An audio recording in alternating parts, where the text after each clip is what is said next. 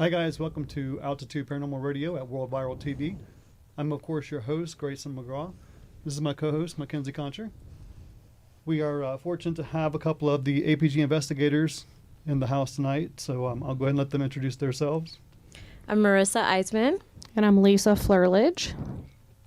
And I guess Marissa's been with the group now, what, 3-4 years? Almost 4 years. Been in some really intense, crazy investigations. And Lisa's been around for about a year herself. Mm-hmm. MacKenzie is new to the group. She's been to a lot of the Altitude Paranormal events. I know at the Lumber Baron and Cripple Creek Jail. Right. Right. So we're happy to have you aboard. Welcome. Thank you. Pleasure to be here. I'll go ahead and let you tell the viewers a little bit about yourself since you're Okay. new to the Altitude Paranormal Radio. A little bit about me as far as paranormal goes. Started off doing some paranormal investigating just kind of as a hobby. I've always been into it. I saw a ghost when I was little, and nothing scary, but I've always been interested in it. Love the outdoors. Love writing, drawing, music, lots of different things. Do claims adjusting and insurance by day, and paranormal investigating by night. Nice. Now, you were raised in Colorado, you said? That's true. I'm a Colorado native. I'm from Grand Junction. This experience you had as a kid when you saw the ghost, where was that? Here in Colorado? Yeah, it was actually at the house I grew up in Grand Junction. I saw a ghost in my curtains, and I thought I was dreaming, but I was actually awake, and I woke my grandmother up to try and see what I was seeing, but she was asleep, and so I was the only one that saw it. But Could you tell male, female? Couldn't tell. Okay. Had a suitcase for some reason and was in my curtains. It was the strangest thing. Right. But I think it appeared to me as a child like something that I could accept or not be afraid of for some reason. So. And how old were you when that happened? Probably like 4. Wow. Yeah. And that's about the same age of my first experience. Mm-hmm. So very interesting. Cool.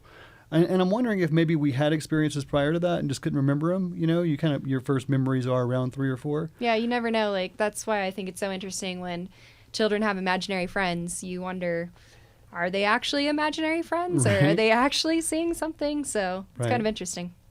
And we have so many of our residential investigation clients that have little ones, you know, even a year or 2 old, that seem to be interacting with someone in their room. They'll hear it on the baby monitor, or they'll see it on the monitor, see them playing with someone, but they can't see anyone there, and they'll run in and they'll be giggling.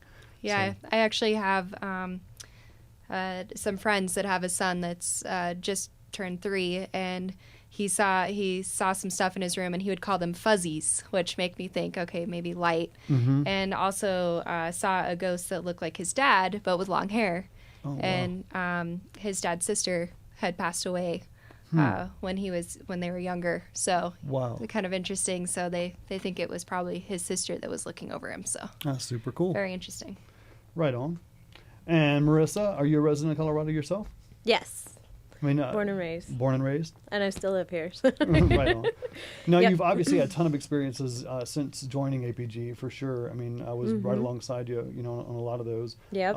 You have any experiences as a child yourself before coming to APG? Yeah, mostly with my mom. She definitely had that sixth sense, and saw a lot of things. So a lot of it was stuff that she had that I kind of picked up from her, and growing up, actually, a lot of times it scared me because I wasn't that comfortable with it, and so joining the group was kind of that way of, finding myself comfortable with that and taking that fear out of it and stuff. So, yeah, but I mean, we'd hear my name called, my sister too, a lot of just different things, shadows, stuff like that. So, yeah. Cool, right on. It's interesting to hear everyone's experiences that bring them to be a paranormal investigator. Obviously everyone's had their own experiences, and it's cool to hear those stories. Lisa, do you have anything that happened to you as a child that got you interested in the paranormal to bring you here? I actually had an imaginary friend. Her name was Kooky, and I've never actually told anybody that before because I never really understood why I could see this little kid, and I played with her, and one day when I got older she wasn't there anymore. And then my grandmother told me this story And that's when it kind of all clicked. I must have been 6 or 7. And my grandmother was telling me that she was at a birthday party. And my grandmother's very, very religious. So she was at a birthday party, and they were, making fun of ghosts, essentially. And these kids were putting away these tables. And the way they were putting the tables away was they were having the kids go underneath of them. And they'd go, table rise, table move, table close. And they did it to one table where a kid wasn't underneath, and the table rose and the table closed and sat down on the ground, and no kid was underneath of it. So this lady, as she grew older, would always tell my grandmother these stories, and she let me listen to these stories over the phone of this ghost. It never harmed her. She thought it was a demon, but it was a nice, never did anything strange, just made her bed every single morning for her. So that was something that like kind of really intrigued me and made me connect all of the dots from when I was younger to that. And then so I mean that's essentially what got me on the path of understanding and believing that there's definitely, energy's not created or destroyed in any way. So now I'm curious, you mentioned that someone was really religious, and then that someone had mentioned that it was a demon. Was that the same person? Was it the really religious person? That's what both of them wanted to believe. Sure.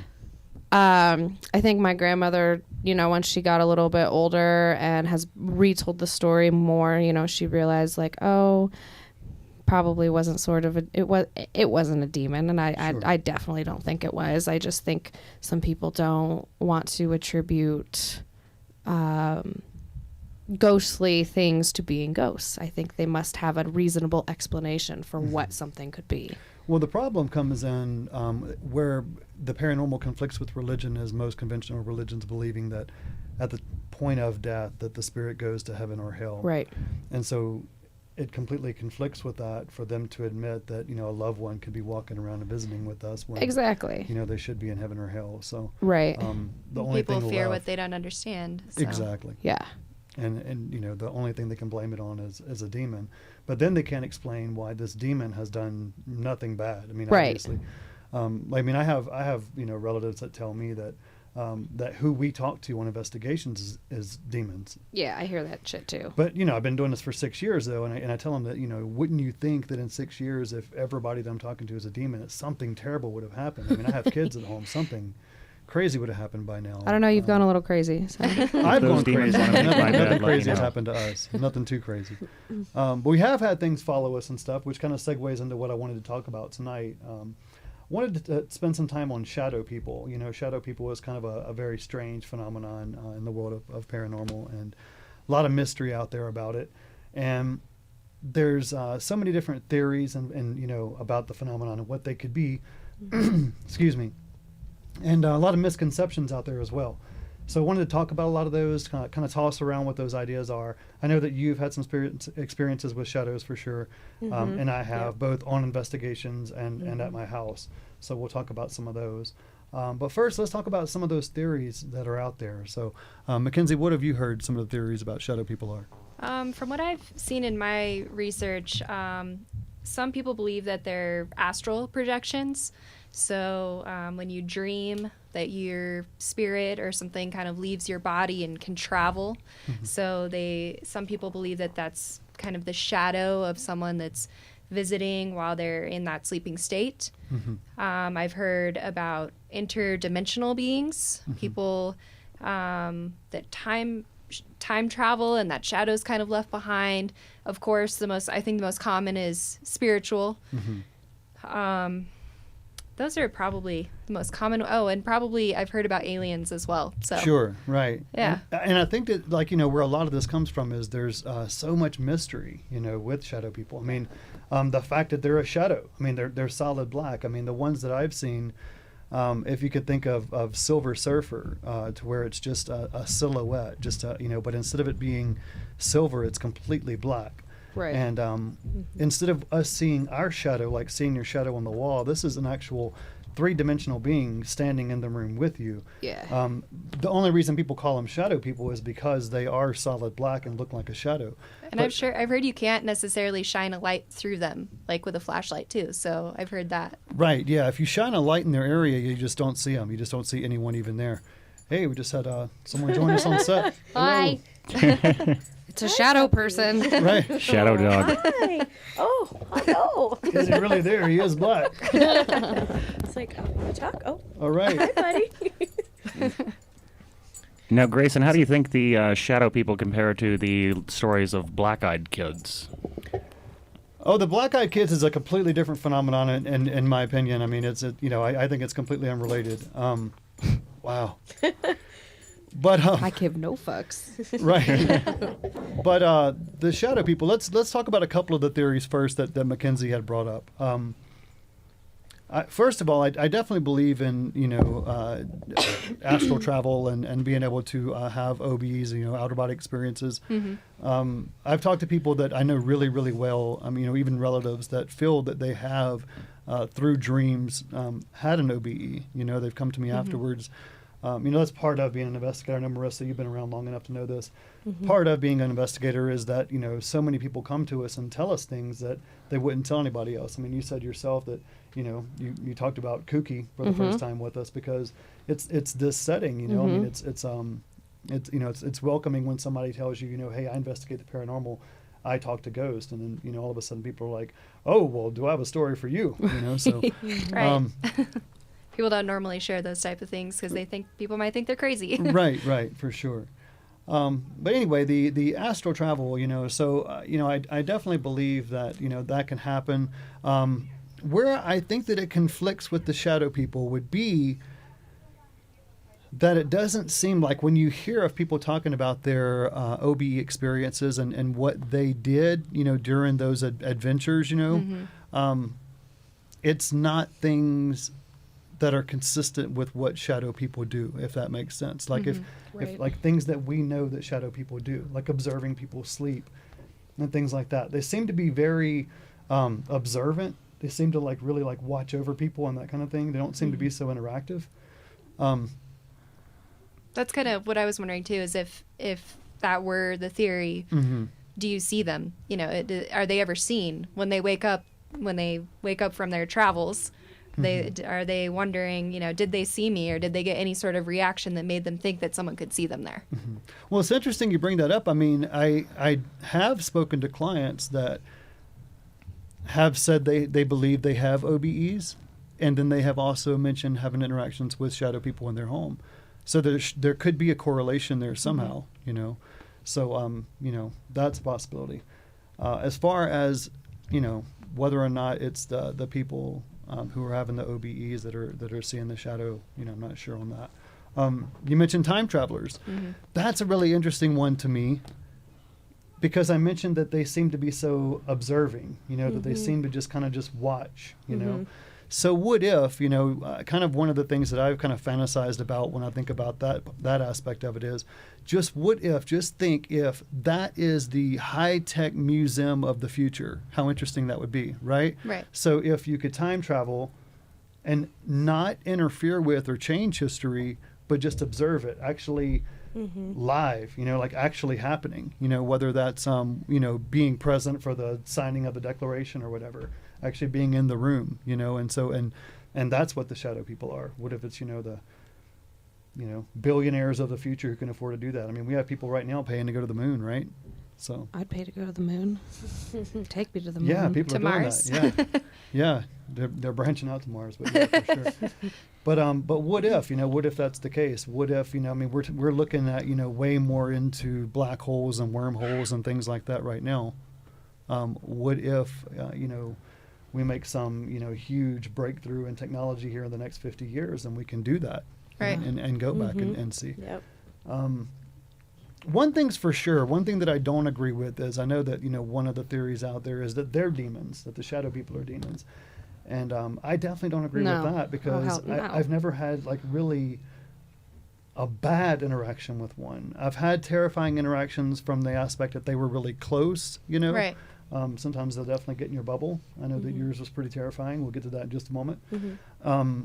But as far as like what they're doing, you know, they're never like attacking you or like doing anything crazy. But like you said, it seems like it's more observing and Right. watching, and You seems know, very slow. It doesn't, I've heard this it's very creepy to me that it's actually yourself watching yourself. Like you're going, it's like you're seeing yourself through different times, and that's why we have deja vu. And it's like, I mean, I don't know if that's true by any means, but it's kind of creepy. Well, I mean, you know, there is that. That's, again, there's another paranormal phenomenon out there of people seeing themselves, the whole doppelganger, you know, aspect where I was just reading just a couple of days ago about a French poet that one time was on a train in France, and he saw himself on a train going the opposite direction. And he said it made an impression on him because of what that guy was wearing. He said he would never wear that. Like, he thought that when he looked at the guy, he's like, God, that guy looked like my twin, but he was wearing weird clothes. I would never wear that. 7 years later, he found himself on that train going in that direction wearing those clothes. I've seen myself, and I mean, I can never explain it because I don't think there's anybody out there in the world that looks like me. I don't think there's an actress. I've never seen a person, but there was one time, and I don't remember who I was with. I was with somebody, and we were both like, "That's you, dude! Like, that's you over there." And that's the first time it's ever happened. And it was like, I am not scared of anything paranormal, but that is one thing that freaked me out. To see yourself? Yes. You didn't walk up and No, say, absolutely not. I wouldn't want to talk to me. No. I'm a bitch. I'd be interested though. You know, I mean, if someone was walking around that looked that much like me, I would wonder at least what they were like. You know.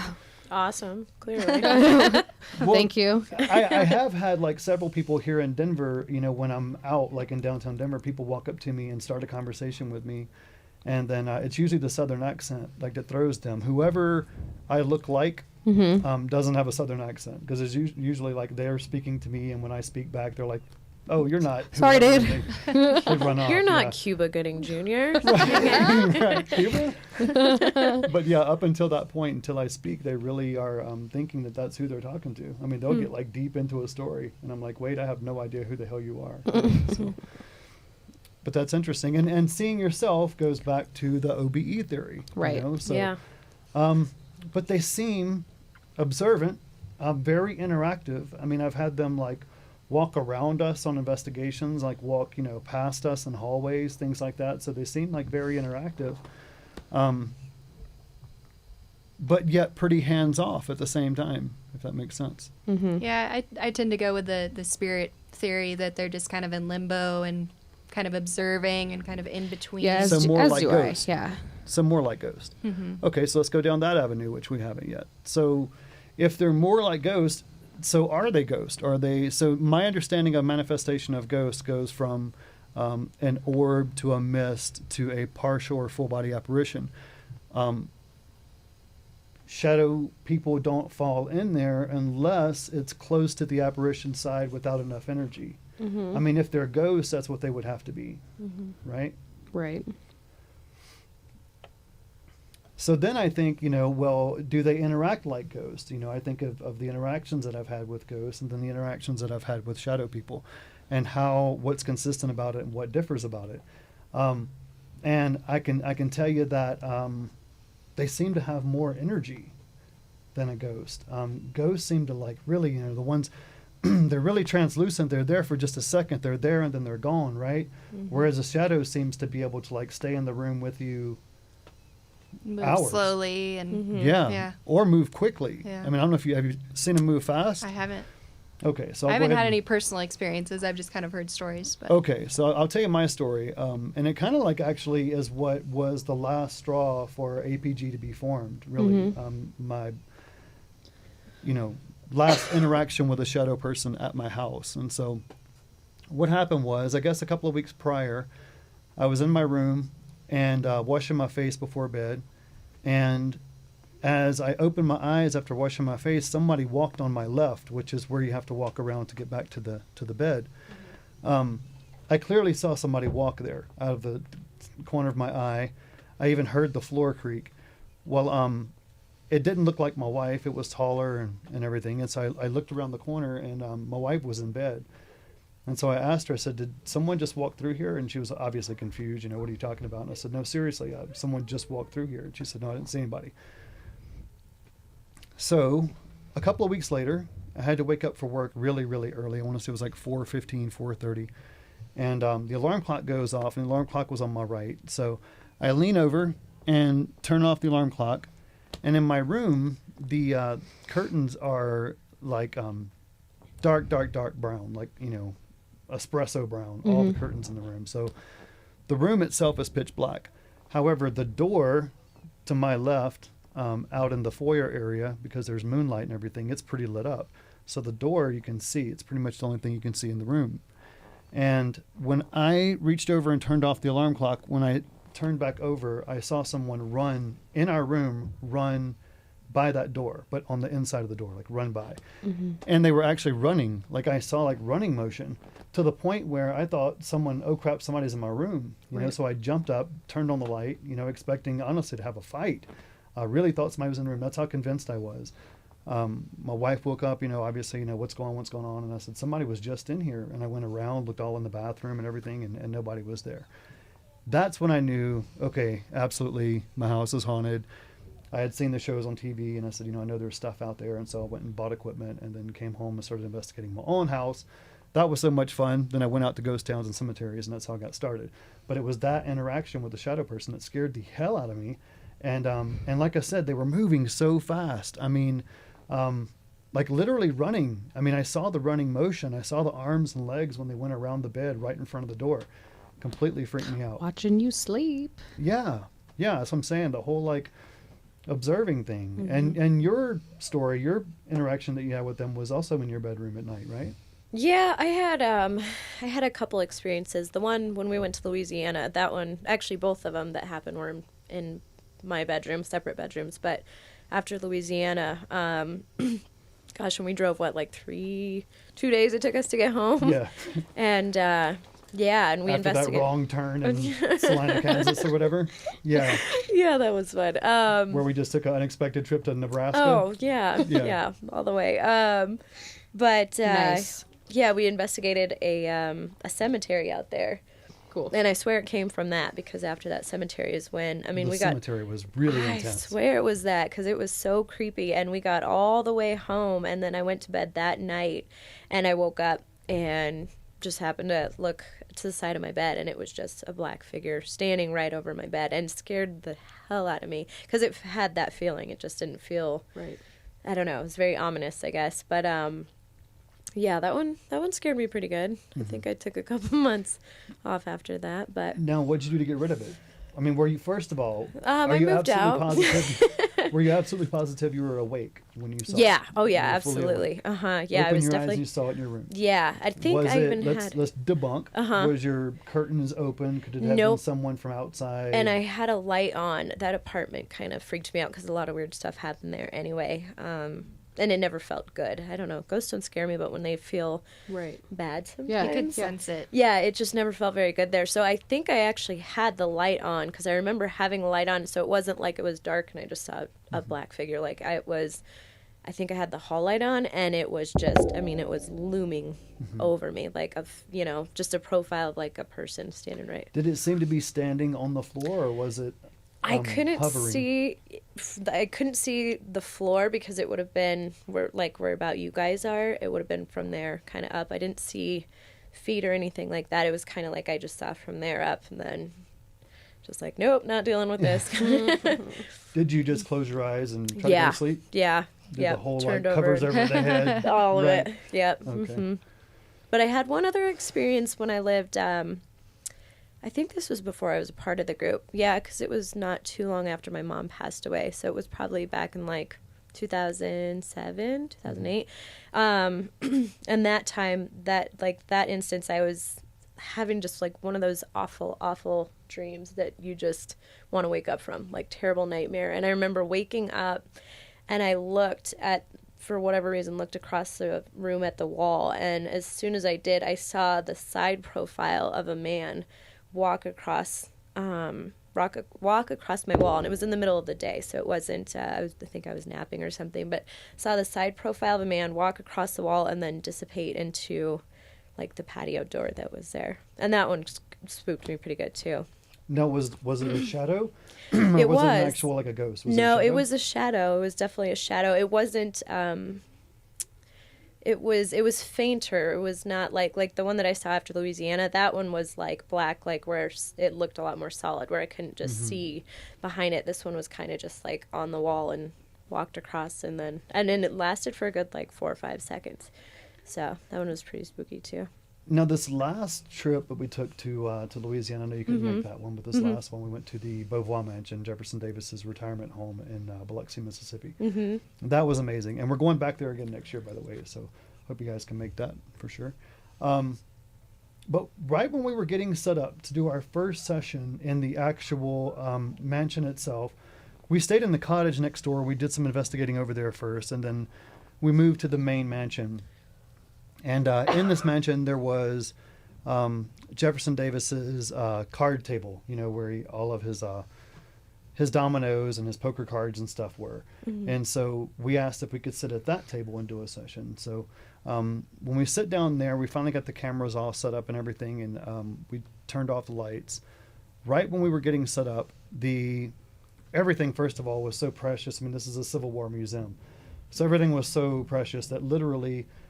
myself and Ryan sat at the poker table, and security sat in the chair at the poker table with us. I mean, it was like, keeping an eye on everything. So he's facing this way, I'm facing this way, Ryan's facing this way.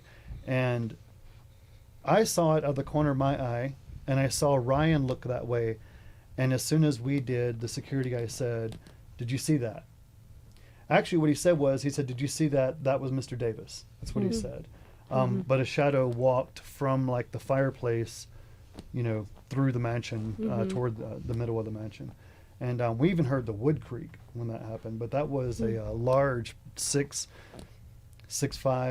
shadow that walked through that room. Wow. And clear as day, we all three saw it. So anyway, so who they are, what they are, I don't know, for God's sakes. I mean, yeah, I know that I mainly, what I wanted to dispel with this show was that that they're not evil, for sure. I mean, when I have clients contact me, the first two things that we have to go through is they say, I think there's demons in my home, or they think it's like terrible, like what's about to happen, with their place. And we have to bring them back down to earth and explain to them that they're pretty much just coexisting with some spirits.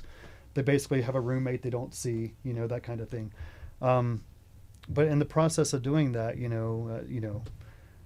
they're absolutely terrified, initially. So, just well, more likely than not, it's not a demon. I mean, we have differing opinions on the topic, but more likely than not, it's not a demon. Well, what I always tell people is, I always ask them, I say, first of all, is the things that's happening in your house, is it consistent with, if you had a roommate that you couldn't see? That's how you explain it every time. Yeah, if somebody, is there that, that you can't see. The thing is, you hear some dishes in your kitchen or whatever. You hear some footsteps upstairs when you're downstairs, or vice versa, or whatever. If you're not getting picked up out of bed and being thrown across the room, you're probably okay. Yes. If your, 4-year-old isn't speaking Aramaic, and people like hovering in the living room, then you're probably okay. No need to talk about a demon unless anything, really insane is happening. What I'm wondering too, though, is do people report hearing voices, like disembodied voices, with shadow figures as much as they do with like a ghost? Do you know? No. That's what I was just thinking about, the sound aspect of it. Like, do they ever hear anything with shadow figures? No, I guess the creepiest, scariest thing that they ever report with shadow figures is what's been reported since medieval time as being the old hag syndrome, which is where you wake up and you can't move, but someone's in the room with you. Yeah. Which, yes, skeptics and psychologists and things like that call it sleep paralysis. Right. There is a such thing as sleep paralysis. There is a such thing as night terrors, but there's also night terrors brought on by paranormal events and phenomenon happening in the home as well. A lot of times people just dismiss that stuff and say, "Oh, that's just night terrors. It's nothing." And God, I've talked to kids and stuff that's had some extremely terrifying night terrors, and so I think some stuff falls outside the box sometimes, for sure. Well, yeah, especially if it's a kid and they haven't really been exposed to something, and they report something so vivid, or it's repetitive.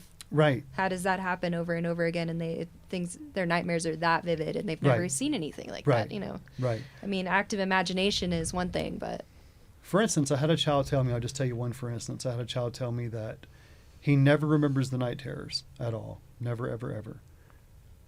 However, what he can remember is that at the start of every one of those, everything goes completely black, and that numbers are flying by him real fast. That all he sees is numbers flying by real fast. And I asked him, do you know what numbers they are? Can you tell what numbers they are? Are they different? Lottery numbers. Right? That'd be Please awesome, record right? them. Remember. And this child, knowing nothing about binary code, said ones and zeros. He said it's always just ones and zeros. And I said, Maybe so that's it's the only all numbers he black knows. and ones and zeros are no, there's not that small. No, we're talking, Interesting. seventh grade. Yeah. So, I mean, that's extremely odd. I mean, the fact that it's binary code that he's seeing prior to having these night terrors, that witnessed by people that I've talked to were extremely terrifying. So what is he transitioning to when he sees that binary code? That's taking him to a place that is extremely terrifying, that he doesn't even recognize his family during the episode. And then all of a sudden he just pops back in and he completely recognizes everybody and everything's okay, and he's not terrified anymore. I mean, what happened? Where did he go? So